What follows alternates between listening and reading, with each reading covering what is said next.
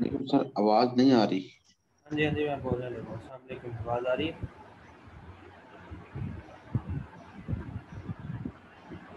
एक हेलो, किस्म का शोर आ रहा है, शोर। आ रहा है? एक मिनट, कंप्यूटर की स्क्रीन पर।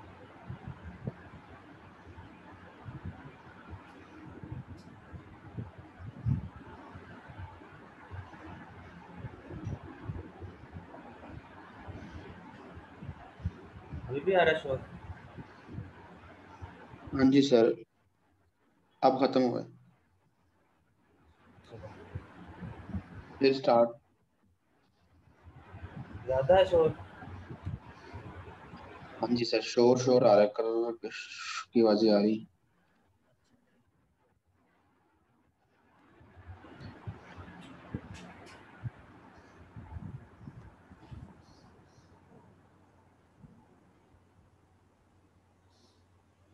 अब तो नहीं आ रहा? ये सर हाँ, कम हो गया। अच्छा, चलें शुरू करते हैं लेक्चर। बिस्मिल्लाहिर्रहमानिर्रहीम। अच्छा, आज पिछले लेक्चर्स में मैंने ये वैसे कैटेगरीज तो बताई थी, लीनियर की, नॉन लीनियर की। बल्कि मुझे पिछले लेक्चर्स का बताएं, क्वेश्चन आंसर जो मैंने दो दिए थे, एक आधे बच्चे ने तो मुझे बताया कि मैंने सॉल्व किए हैं, बाकियों ने सॉल्व किए हैं कि नहीं?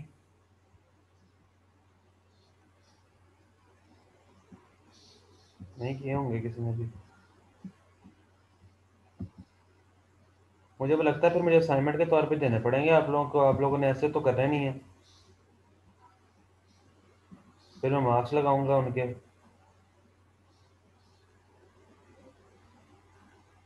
नहीं सर, करेंगे इंशाल्लाह। चलें, चार कैटेगरीज हैं।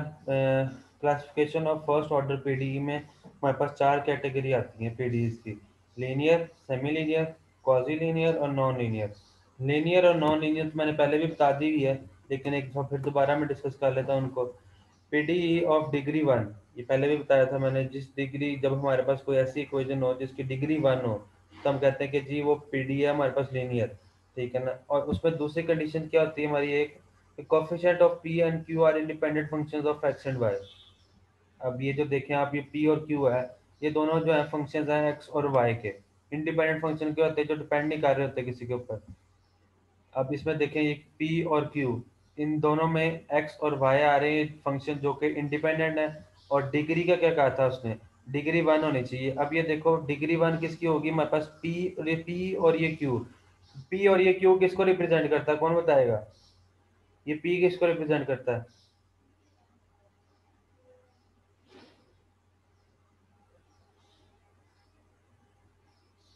ये स्मॉल पी किसको रिप्रेजेंट करता है?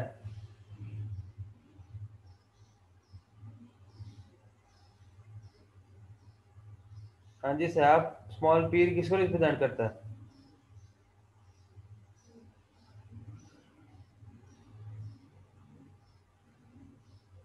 मैंने क्या पूछा?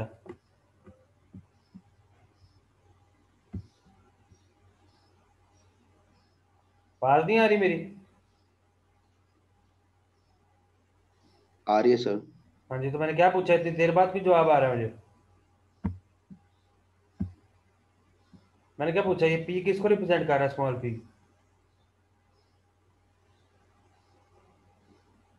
बताया था मैंने पिछले लेक्चर्स में कि नहीं बताया था? मैंने कहा था कि सबसे इंपॉर्टेंट चीज यही है, अगर ये नहीं आएगी तो पीडी करने का कोई फायदा नहीं है। बताई थी ये बात कि नहीं बताई थी?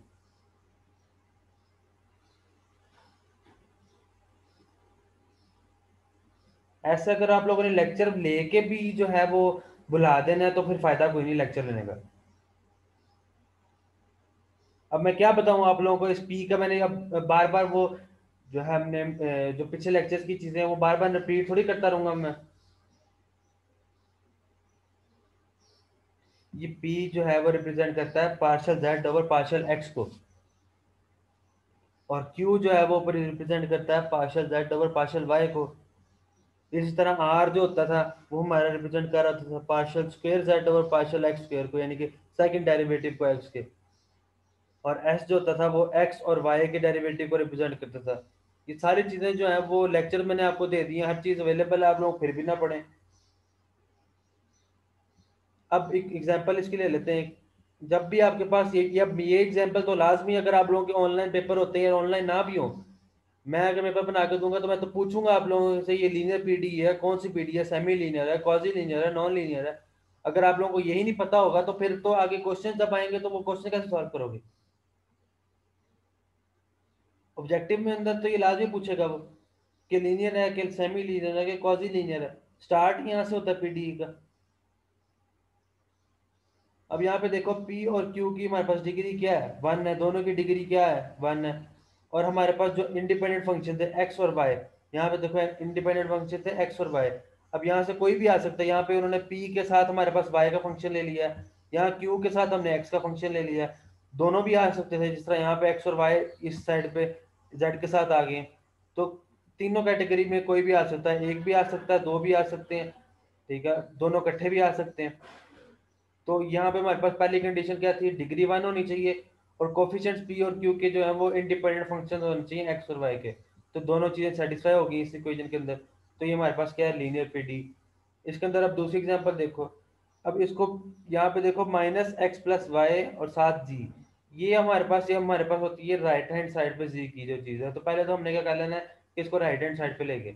अब अगली इक्वेशन में देखो ये इज इक्वल टू का साइन है, ये हम राइट साइड पे ले गए में। तो यहाँ पे नेगेटिव थी, यहाँ जाके पॉजिटिव होगी, x plus y into z plus x square y square. अब ये देखो यहाँ से हमने देखना है ये कौन सी लीनियर, ये लीनियर है, क्वाजी लीनियर है, सेमी लीनियर है। पहली तो बात थी डिग्री 1 होनी चाहिए पी और क्यू की, डिग्री है 1 है। दूसरी बात क्या थी, पी और क्यू जो है इंडिपेंडेंट फंक्शन होने चाहिए एक्स और वाई के, दोनों इंडिपेंडेंट फंक्शन है।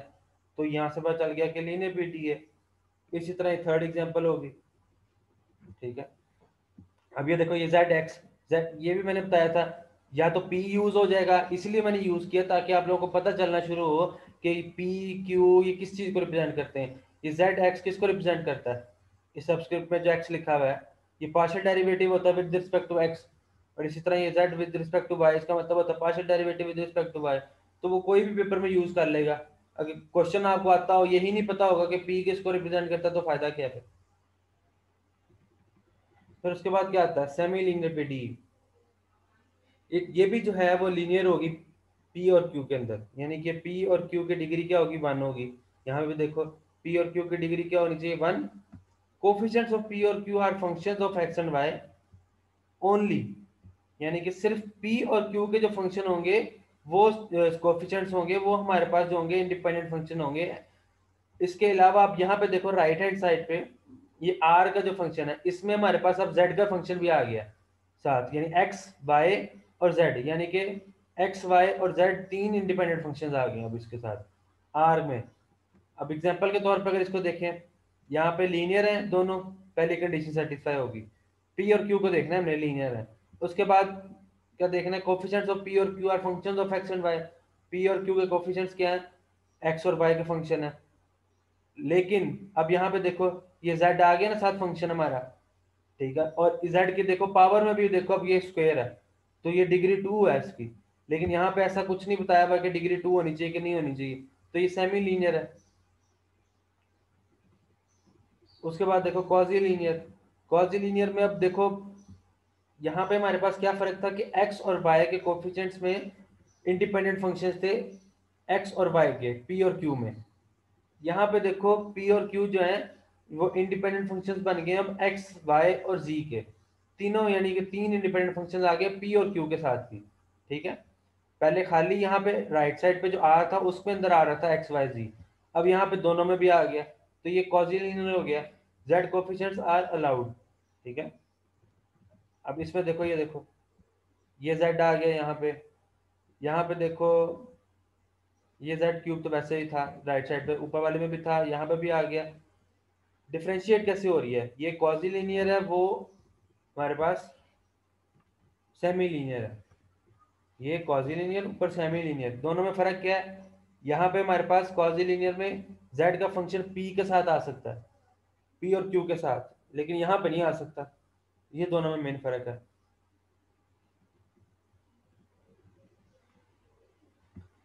अब नॉन लीनियर पीडी क्या थी, अब पीडी हैविंग डिग्री 2 और मोर, या तो 2 डिग्री की होगी या 2 से ज्यादा की होगी, ये तो सिंपल सी बात है। इसमें देखो 2 डिग्री बन गई है यहाँ पे भी, यहाँ पे भी। ठीक है, तो ये नॉन लीनियर पीडीई है। अब जब पार्शियल डेरिवेटिव लोगे, ये देखो पी का क्या मतलब है, partial derivative with respect to X, Q का क्या मतलब है, partial derivative with respect to Y. जब दोनों का प्रोडक्ट हो गए तो वो डिग्री क्या बन जाएगी, 2। तो इसलिए ये देखो यहाँ पे भी प्रोडक्ट के तौर पे भी जब भी आएगी कोई चीज तो वो नॉन लीनियर होगी पीडी। अब आते हैं असल बात के ऊपर, लीनियर फर्स्ट ऑर्डर पीडीई। और इसमें हमारे पास फॉर्म कौन सी यूज होती है, लैग्रांज फॉर्म यूज होती है। ठीक है, अब इसके वर्किंग रूल है, पहले सबसे पहले हमारे पास होना चाहिए कि हम किस मेथड के जरिए निकालेंगे। ठीक है, ये मेथड थोड़ा शायद अभी आपको मुश्किल लगेगा, लेकिन जब क्वेश्चंस के लिए आओगे तो बहुत इजी मेथड है।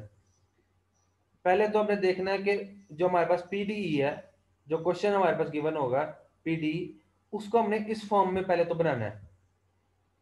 पी और ये स्मॉल पी क्यू और small Q is equal to R, इस फॉर्म में हमने लेके आना सबसे पहले। ठीक है, उसके बाद क्या कहता है स्टेप 2 में, क्या कहता है, right the Lagrange's auxiliary equations. अब ये जो इक्वेशंस है ना, ये जो तीन इक्वेशंस है, इनको कहते हैं ऑक्सिलरी इक्वेशंस। ठीक है, इसमें हमारे पास जो dx की टर्म है उसके नीचे p आता है, dy के नीचे q आता है, dz के नीचे r आता है। और ये टर्म्स कहाँ से आती है हमारे पास, ये जो हमारे पास क्वेश्चन होते हैं उसी के अंदर से जो कोफिशिएंट्स होते हैं p q r, उन्हीं की हमने वैल्यू लेके यहाँ पे पुट करनी होती है। थर्ड स्टेप क्या है, solve the ordinary differential equations obtained in step 2। यहाँ से हमारे पास आएंगी ना डिफरेंशियल इक्वेशन, उनको जब हम सॉल्व करेंगे तो हमारे पास दो इंडिपेंडेंट सॉल्यूशंस बनेंगे। We get two independent solutions. ये हमारे पास एक C1 होगा, एक C2 होगा। ठीक है, तो उन जनरल सॉल्यूशंस को फिर हम फंक्शन के तौर पे लिख सकते हैं, where f is an arbitrary function. या तो इस फॉर्म में लिख लो, इस फॉर्म में लिख लो जो सॉल्यूशंस आए हों।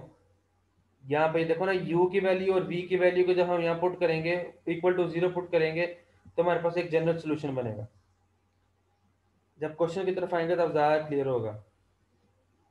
और उसके लिए हमारे पास चार रूल्स होते हैं, इनको सॉल्व करने के लिए हमारे पास चार रूल्स होते हैं, और अभी हम दो डिस्कस करेंगे उनमें से। ठीक है, पहला रूल क्या है, ग्रुप, इस पहले रूल को कहते हैं क्या है, ग्रुपिंग मेथड भी कहते हैं इसको। If one of the variable is either absent और cancel out from the two fractions. अच्छा, जो ग्रुपिंग मेथड है उसके अंदर हम ये जो जब हमारे पास इक्वेशंस होंगी, इसमें हम दो इक्वेशंस को लेंगे पहले, कोई सी दो इक्वेशंस को लेंगे जिनको हम इजीली सॉल्व कर सक रहे हो। जब हमने वो ले ली, उनमें से हमने देखना है कि पी और क्यू के जो कोफिशिएंट्स हैं उनमें से कोई एक जो है वो कैंसल आउट होना चाहिए। वो लाजमी बात है, अगर कैंसल आउट होगा फिर ही हम ले सकते हैं। जब कैंसल आउट होगा उसके बाद हम कहेंगे कि अगले स्टेप की तरफ आएंगे। If one of the variable is either absent और कैंसल आउट, ये देखो, cancel out from the two fractions of two, then an integral can be obtained by solving the corresponding differential equation। क्या मतलब है इस बात का, कि जो दो इक्वेशंस ली होंगी, जब उनमें से कैंसल आउट एक हो जाए अगर वेरिएबल, या उनमें से कोई एक वेरिएबल एब्सेंट हो, यानी कि प्रेजेंट ही ना हो, खाली वाई वाई हो या जेड जेड हो, ठीक है ना, तो तब हम क्या करेंगे कि उसका इंटीग्रल ले लेंगे, दोनों साइड्स पे हम इंटीग्रेशन ले लेंगे। ठीक है, ये हमारा रूल 1 है। ठीक है, सिंपली पहले इस रूल 1 को ही मैं एक्सप्लेन करता हूँ एग्जांपल के जरिए ताकि क्लियर हो। सॉल्व, ये अब हमारे पास पीडीई गिवन है। ठीक है, उसने इसको कहा है कि पहले तो इस फॉर्म में हमने लिखना है जी, ये हमारे पास नजर आ रही है ना, पी हमारे पास एक कोफिशिएंट है ये चीज, और ये स्मॉल पी, फिर ये हमारे पास एक्स जेड है वेरिएबल्स क्यू के लिए, फिर ये वाई स्क्वायर हमारे पास है आर के लिए। ठीक है, अब इसको हमने देखो, पहले तो हमने देखना था, पहला स्टेप क्या था, इस फॉर्म में हमने लेके आना है। ये ऑलरेडी इस फॉर्म में है, ये देखो ये ऑलरेडी इस फॉर्म में है, इसको हमने चेंज करने की जरूरत नहीं पड़ी। सिर्फ अब हमने देख लिया कि कोफिशिएंट जो है हमने उनको ले लिया। पी की कोफिशिएंट की क्या वेरिएबल है, एक्स स्क्वायर जी, और सॉरी वाई स्क्वायर जी, क्यू के लिए क्या है, एक्स स्क्वायर जी, और आर के लिए क्या है, एक्स वाई स्क्वायर। ठीक है, ये तीनों हमारे पास आ गए। अब हमने क्या स्टेप 2 क्या करना था, ऑक्सिलरी इक्वेशन निकालनी थी। ऑक्सिलरी इक्वेशन क्या थी, यही थी ना, तीन इक्वेशन लिख ली, इसके अंदर ये पी क्यू और आर की वैल्यू हमने पुट कर दी सिंपली। क्वेश्चन से हमने लिए पी क्यू आर की वैल्यू और सिंपली इसके अंदर पुट कर दी। दो स्टेप हो गए। तीसरे स्टेप में क्या कह रहा था, कोई सी दो इक्वेशन ले लो। अब हमने देखो क्या किया इसमें, ग्रुपिंग मेथड यूज किया, और हमने क्या किया, taking first two parts of two, इसमें से दो पार्ट्स ले लिए हमने, ये ले लिया और ये ले लिया। क्यों ले लिया हमने ये दो, ताकि हमारे पास कैंसिलेशन में इजी हो। अगर हम ये दो लेते, इसमें हमारे पास कैंसिलेशन में ये देखो एक्स स्क्वायर था, यहाँ पे एक्स था, तो तब हमारे पास अभी भी x यहाँ पे मौजूद रहना था, इसलिए हमने क्या किया, इन दोनों को ले लिया पहले, इन दोनों को लिया पहले। तो हमारे पास क्या बना है, dx is equal to y square z is equal to d y is equal to x square z. ठीक है, यहाँ पे देखो z और z कैंसिल आउट हो रहे हैं। जो पहले रूल की पहली बात थी कि हमारे पास कोई एक वेरिएबल कैंसिल आउट होना चाहिए, यहाँ से दोनों कैंसिल आउट हो गए, क्या बचा, dx over y square is equal to d y over x square. ठीक है, अब यहाँ से आप क्रॉस प्रोडक्ट लगा दो, क्रॉस प्रोडक्ट लगाया तो x square d x is equal to y square d y. अब ये देखो कितना आसान है इनको इंटीग्रेट करना, इंटीग्रेट कर लो, या हम पहले माइनस करके फिर इंटीग्रेट कर लो ताकि हमारे पास एक जनरल सोल्यूशन बन सके। माइनस कर लिया, फिर हमने इंटीग्रेट कर दिया। अब यहाँ से एक्स के स्क्वायर के इंटीग्रेशन लोगे क्या बनेगा, एक्स का क्यूब ओवर 3, इसकी लोगे क्या बनेगा, वाई का क्यूब ओवर 3। और जब राइट साइड की इंटीग्रेशन होती है आपको पता है कॉन्स्टेंट एक आता है हमारे साथ, तो ये C1 उसको मैंने लिख दिया। अब यहाँ से देखो ये एलसीएम में हमारे पास क्या है, 3 है, 3 को जब हम राइट साइड पे ले जाएंगे तो क्या बनेगा, 3C1। ये हमारे पास क्या आया, पहला सोल्यूशन आ गया।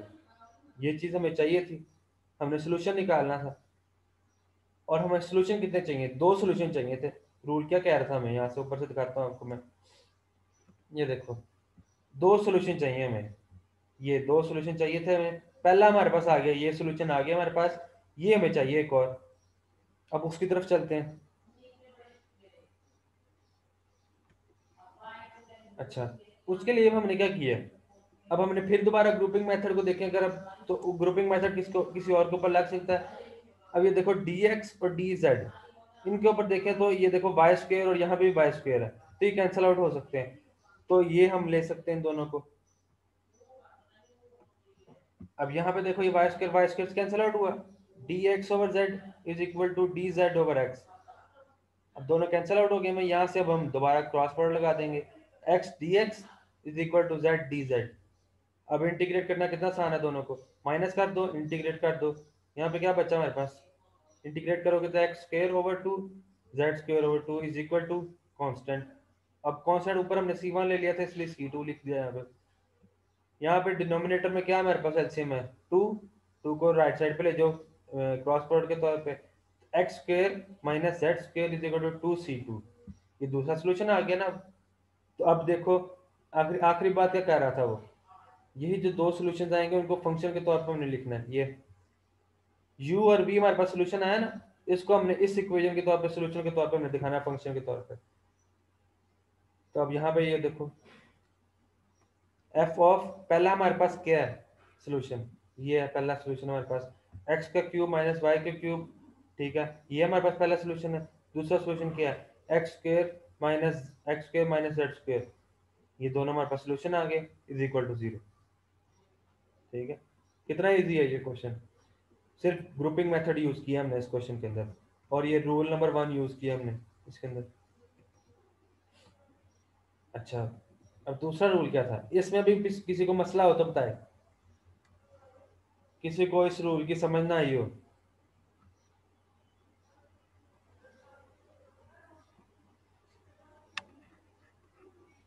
सो गए सारे,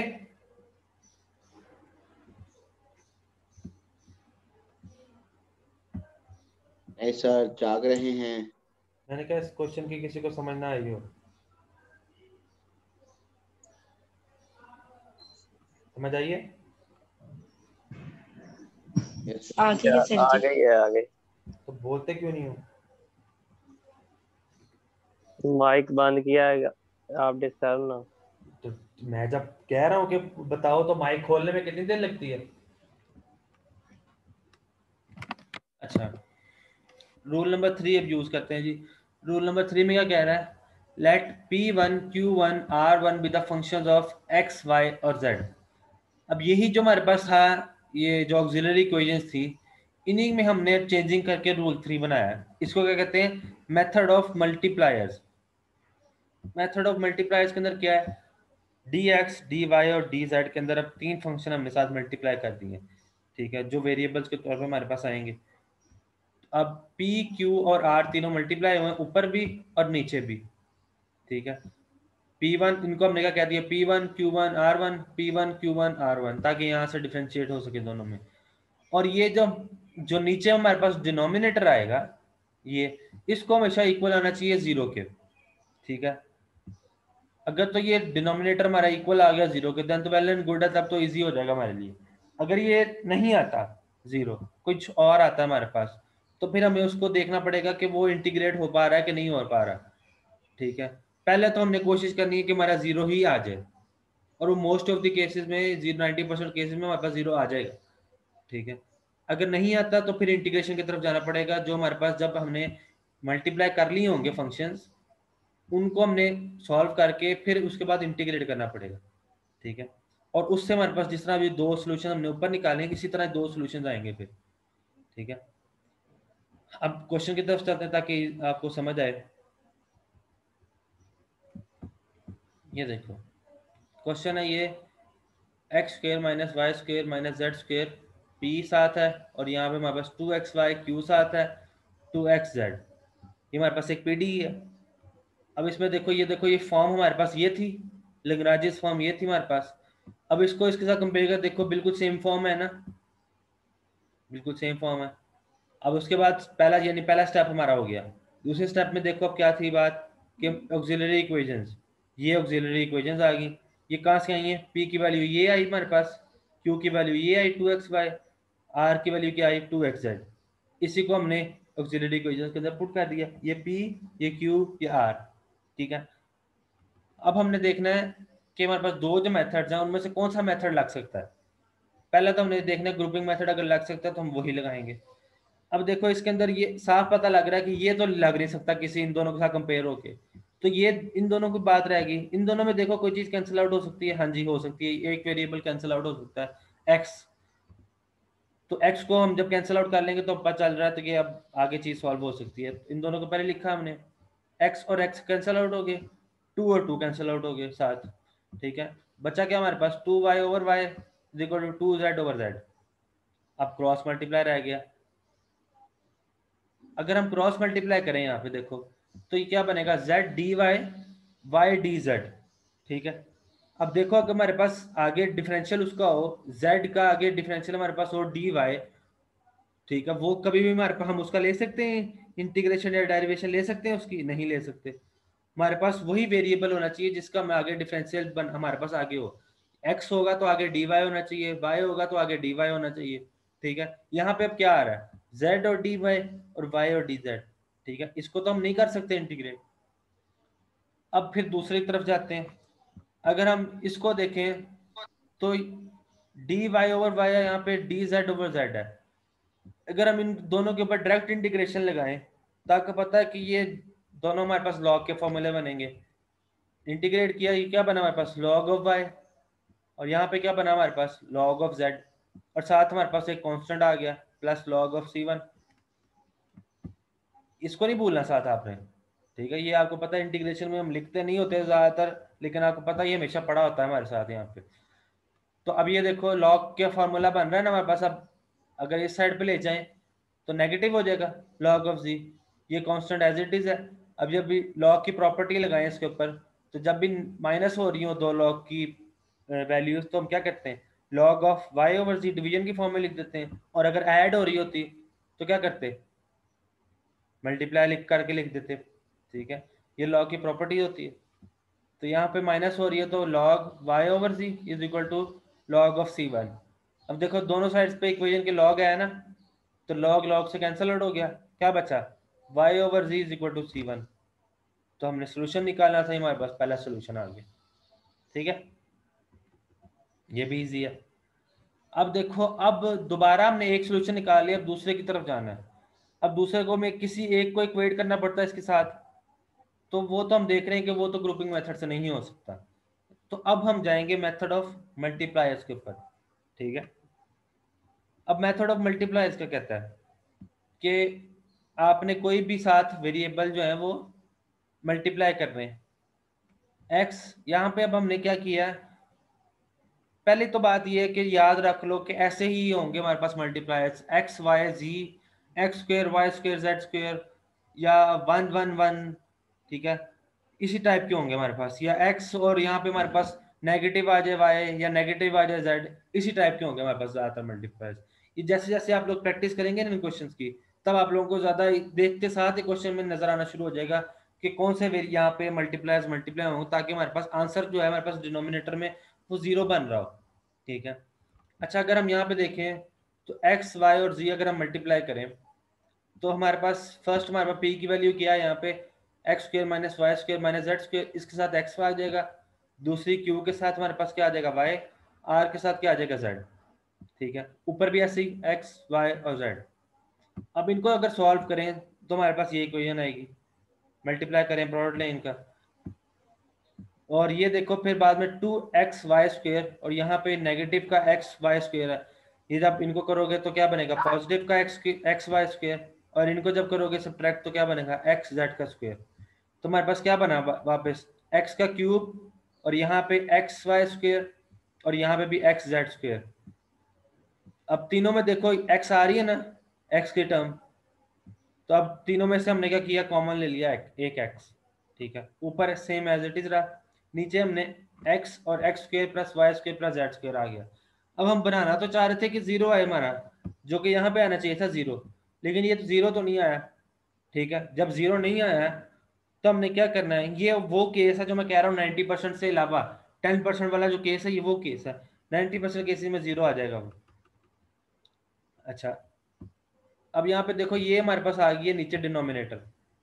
अब जब डिनोमिनेटर आ गया तो ये हमारे पास क्या बनी है, चौथी इक्वेशन, जो हमारे पास जैसे यहाँ पे बन रही थी। ये देखो तीन इक्वेशन ये थी, चौथी हमारे पास ये बन गई थी। तो अब यहाँ पे भी same as it is auxiliary equation के तौर पे लिख लिया इसको। ठीक है, ये चौथी इक्वेशन आई है, इसको यहाँ पे पुट किया और ये ऑक्सिलरी इक्वेशन बनाई। अब देखो कि अब कंपेयर करके देखो, किसी के साथ कंपेयर हो रही है ये इक्वेशन। ठीक है, तो अब देखो ये इक्वेशन अगर इसके साथ कंपेयर करें तो यहाँ पे नेगेटिव के minus x² minus y² z² है, और यहाँ पे पॉजिटिव का है, और यहाँ पे x है और यहाँ पे x नहीं है, तो ये तो हमारा कैंसिल आउट नहीं होगा कोई भी अगर हम इसके ऊपर ग्रुपिंग मेथड लगाएं। तो अब दूसरे की तरफ चलते हैं, इसको अगर कंपेयर करें इसके साथ तो तब ये x और x कैंसिल आउट हो सकता है, और इसको भी अगर इसका कंपेयर कर लें तब भी x कैंसिल आउट हो सकता है। ठीक है, तो अब मैंने क्या ले लिया, मैंने ये dz वाली ले लिया इक्वेशन, इसके साथ कंपेयर कर लिया। ठीक है, जब इसके साथ कंपेयर की तो अब ये x x का कैंसिल आउट हुआ। अब ये देखो यहाँ पे कि जब x x के साथ कैंसिल आउट हो गया, तो अब अगर हम z को इसके साथ मल्टीप्लाई करें और x को इसके साथ मल्टीप्लाई करें तो तब दोबारा वो मसला आ रहा है ना, x dz आ रहा है और यहाँ पे z, और ये बाकी यहाँ पे वेरिएबल्स तमाम आ रहे हैं x dx dy dz, जिसको हम इंटीग्रेट नहीं कर सकते। तो अब दोबारा जो मैंने ऊपर समझाया है लॉग वाला, वही केस अगर हम इसके ऊपर इम्प्लीमेंट करें तो उसके लिए सबसे पहले देखना है कि हमारे पास डिनोमिनेटर में क्या है, x² y² z²। ठीक है, अब ऊपर डेरिवेटिव में हमारे पास है x y और z। अब हमने इसको भी जब डेरिवेटिव ले तो क्या बनता है, x² का डेरिवेटिव ले तो क्या आता है 2x, यहाँ पे लेकिन x है हमारे पास, यहाँ पे y² का ले तो 2y, यहाँ पे y है, z² का ले तो 2z, यहाँ पे हमारे पास z है। तो अब हमें क्या पता चल रहा है कि अगर हम इसको 2 से मल्टीप्लाई कर लें तो ऊपर हमारे पास डेरिवेटिव बन जाएगा, और जब डेरिवेटिव ऊपर बन जाएगा तब हम लॉ की प्रॉपर्टी इसके ऊपर लगा सकते हैं, इंटीग्रेट कर सकते हैं उसको। दोनों साइड से हमने क्या किया, फिर 2 मल्टीप्लाई कर दिया। जब दोनों साइड पे किया मल्टीप्लाई तो ये लेफ्ट साइड पे तो 2 से कैंसिल आउट हो गया, और ये 2 इसके साथ मल्टीप्लाई हो जाएगा। जब मल्टीप्लाई हो जाएगा तब हम इसको इंटीग्रेट कर पाएंगे इसको। अब जब इंटीग्रेट किया यहाँ पे तो क्या बन गया हमारे पास, dz ओवर z था ये, तो log ऑफ z बन गया ये। और इसी तरह यहाँ पे देखो राइट साइड पे x² plus y² plus z², और ऊपर हमारे पास 2x 2y और 2z आ गया। ठीक है, जब ये आ गया हमारे पास तो इसका मतलब हम इंटीग्रेट कर पा रहे हैं, और log की वो प्रॉपर्टी लग रही है log x² plus y² plus z²। ये जब उसका डेरिवेटिव ऊपर पड़ा हो तो तब हम इंटीग्रेट कर सकते हैं, तो ये log लग गया और ये हमारे पास कांस्टेंट आ गया एज इट इज। और जब इन दोनों को माइनस करोगे इस साइड पे ले आओ, ये दोनों माइनस हो जाएंगी log की टर्म्स। और अभी मैंने बताया कि log की दो टर्म्स अगर माइनस हो रही हो तो तब डिवीजन हो जाती है, ऊपर वाली टर्म z, नीचे वाली टर्म में x² plus y² plus z², और यहाँ राइट साइड पे कांस्टेंट एज इट इज। अब दोबारा देखो log log के साथ कैंसिल आउट हो गया, z over x² plus y² plus z² is equal to c2, hence complete solution आ गया। तो पहला हमारे पास कंप्लीट सोल्यूशन क्या आया था, ये y ओवर z, दूसरा क्या आया हमारे पास, ये z/x² + y² + z²। अब ये देखो, ये हमने दोनों पुट कर दिए फंक्शन के अंदर और इक्वल टू 0 लगा दिए, ठीक है। तो ये हमारे पास लैग्रेंज मेथड से सॉल्व हो गया। पहला हमने किया ग्रुपिंग मेथड, दूसरा हमने किया मेथड ऑफ मल्टीप्लायर्स, ठीक है। अभी एक और मेथड रहता है इसका, वो अगले लेक्चर में समझाने की कोशिश करूंगा, ठीक है। इसमें अभी कोई मसला आया हो और अभी एग्जांपल रहती है जिसमें 0 नीचे आ जाता है, ठीक है, वो भी अगली क्लास में कोशिश करूंगा कि समझा दूं, ठीक है।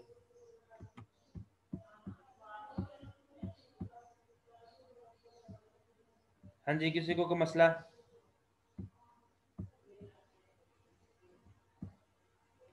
सर ये तो मिक्स हो रहा है सब, ये अभी इतनी जल्दी नहीं है, तो 2 एग्जांपल्स किए हैं आप लोगों ने, अभी 2 एग्जांपल से क्वेश्चन थोड़ी सॉल्व होने लग जाते इतनी जल्दी। अभी ये अगले मैं 3 एग्जांपल्स करवाऊंगा आप लोगों को, और तब आप लोगों को और क्लियर होना शुरू हो जाएगा। ये बहुत ईजी क्वेश्चन है, ठीक है। इसमें आपने पहले ग्रुपिंग मेथड तो बहुत ईजी है, 2 इक्वेशंस लेके उनको आपस में सामने एक दूसरे का रख के तो आप लोगों ने इंटीग्रेट कर लेना सिंपली, वो तो बहुत ईजी मेथड है। दूसरा मेथड ऑफ मल्टीप्लायर्स है, उसमें थोड़ा सोचना पड़ता है कि कौन कौन से मल्टीप्लायर्स आपने लेने हैं जिससे आप लोगों के पास आंसर आ जाए, ठीक है। डिनोमिनेटर आपका 0 आ जाए ज़्यादातर, ठीक है। तो वो भी इतना कोई जो है वो मसला नहीं है, सिर्फ उसमें प्रैक्टिस की जरूरत पड़ेगी। आप लोगों को जब क्वेश्चन करोगे, प्रैक्टिस करोगे उनकी, तो तब पता चलना शुरू होगा कि कौन कौन से मल्टीप्लायर्स जहाँ पे हर क्वेश्चन में सूटेबल हो रहे हैं।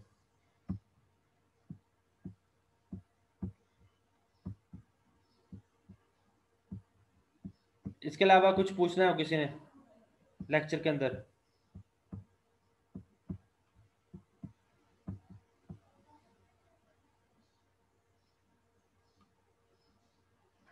मैं आप लोगों की अटेंडेंस ले लूँ।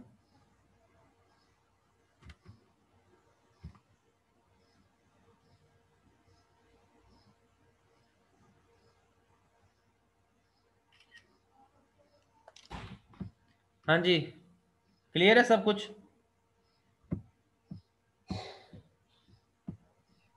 Yes sir. वैनम हाँ आप जी इतने सर दिन जी। जैनब आप इतने दिनों से किधर हैं? मुझे आपकी आवाज नहीं आ रही। जी सर। मुझे आपकी आवाज नहीं आ रही इतने दिनों से। यानी वो असल में ना मैं बीमार है। बीमार है?